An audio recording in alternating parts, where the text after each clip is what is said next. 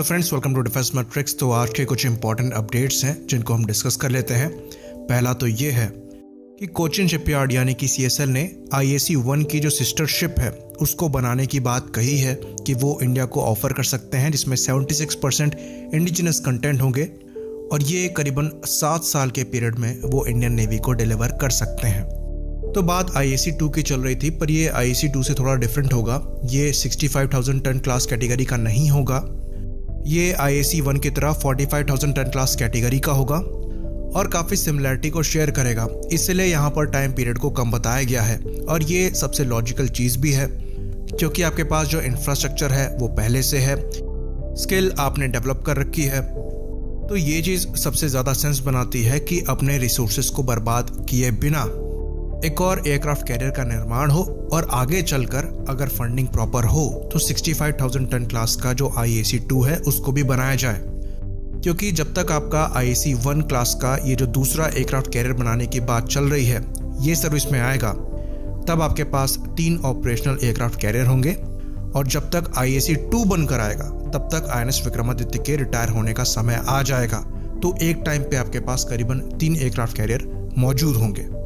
तो अगर Indian navy चाहती है कि उनके पास 3 एयरक्राफ्ट कैरियर ऑपरेशनल रहें, तो ये जो IAC-1 क्लास की सिस्टर शिप है इस पर काम करना बहुत ज़रूरी है। तो सिमिलर टॉपिक पे हमने पास्ट में वीडियो बनाया था जहां पर हमने French aircraft carrier Charles de Gaulle को डिस्कस किया था, जो कि एक न्यूक्लियर एयरक्राफ्ट कैरियर है और डिस्प्लेसमेंट में 42,500 टन्स का है, जो कि कम है INS विक्रांत से। लेकिन क्योंकि वो कैटोबार एयरक्राफ्ट कैरियर है तो उसकी जो कैपेसिटी है वो INS विक्रांत से ज़्यादा है, वो बड़े हैवी एयरक्राफ्ट भी लॉन्च कर सकता है।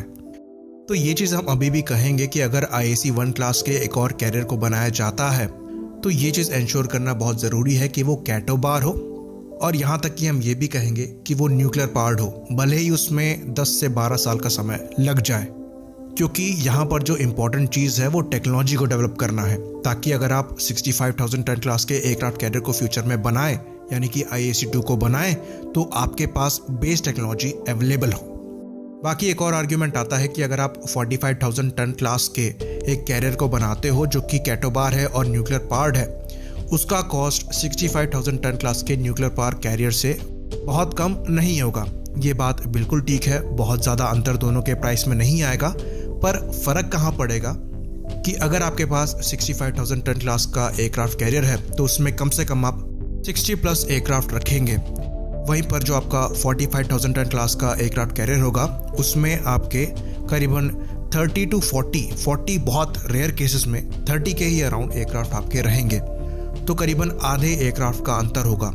तो ये जो 30 एयरक्राफ्ट है अपने वेपन्स वगैरह के साथ ही ऑलमोस्ट आपको एयरक्राफ्ट कैरियर के दाम के पड़ जाएंगे। तो एयरक्राफ्ट कैरियर भले ही आप सस्ता बना लें, पर ओवरऑल कॉस्ट जो है वो आगे चला जाएगा, क्योंकि अगर आप एक बड़ा एयरक्राफ्ट कैरियर ऑपरेट करेंगे तो आपको ज़्यादा एयरक्राफ्ट भी चाहिए और उनके ज़्यादा वेपन्स भी चाहिए, साथ में उनका ज़्यादा फ्यूल भी चाहिए, तो ओवरऑल ऑपरेटिंग कॉस्ट भी बढ़ जाता है।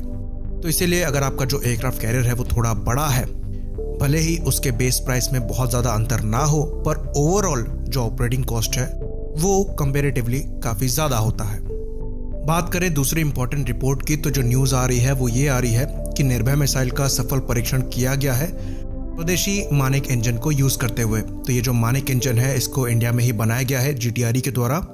ये एक टर्बोफैन इंजन है और इसकी जो सक्सेस है वो काफ़ी बड़ा अचीवमेंट है।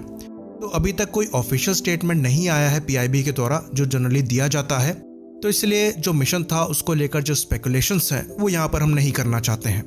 निर्भय मिसाइल की बात करें तो निर्भय एक सबसोनिक क्रूज मिसाइल है जिसकी जो मैक्सिमम रेंज है वो 1500 किलोमीटर के आसपास की है। मैक्सिमम स्पीड की बात करें तो ये हायर सबसोनिक स्पीड पर फ्लाई कर सकती है, करीबन 0.7 से 0.9 मैक तक, काफ़ी एक्यूरेट है और न्यूक्लियर वॉरहेड को भी कैरी करने में सक्षम है। मिसाइल के कुल वजन की बात करें तो ये करीबन 1500 किलोग्राम की मिसाइल है। फिलहाल के लिए इसे लैंड बेस्ड मोबाइल लॉन्चर से लॉन्च किया जाता है, पर फ्यूचर में इसके नेवल वर्जन और एयर लॉन्च वर्जन भी प्लान किए गए हैं। बाकी एक और रिपोर्ट को डिस्कस कर लें तो इंडियन एयरफोर्स का एक सर्चर ड्रोन जो है उसने पंजाब के गुरदासपुर में क्रैश लैंडिंग करी है। तो ये जो ड्रोन है वो जम्मू एयरबेस को बिलोंग करता था।